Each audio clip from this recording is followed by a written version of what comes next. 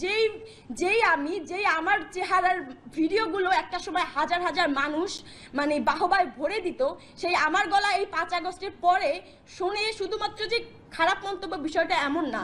ইনবক্সে আমি ঢুকি না ইচ্ছাকৃতভাবে, ইনবক্সের মেসেজগুলো চেক করি না ইচ্ছাকৃতভাবে, কারণ শুধুমাত্র যে গালি খারাপ মন্তব্য বিষয়টা এমন না।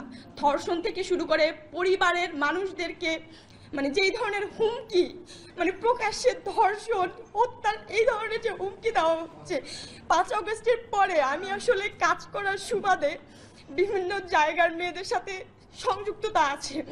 তো চট্টগ্রামের কিছু ঘটনা যদি বলি, তো মেয়েরা আসলে 5 আগস্টের পরে যারা আন্দোলনে খুব অ্যাক্টিভ ছিল, যারা একদম ফ্রন্ট লাইনে থেকেছে, তারা প্রতিনিয়ত ধর্ষণ থেকে শুরু করে হত্যার যে ধরনের হুমকি পাচ্ছে, রীতিমতো যদি বলি ফ্রন্ট লাইনার মেয়েদের মধ্যে 90 to 95% মেয়ে বর্তমানে ট্রমাটাইজ এই ধরনের হুমকির জন্য।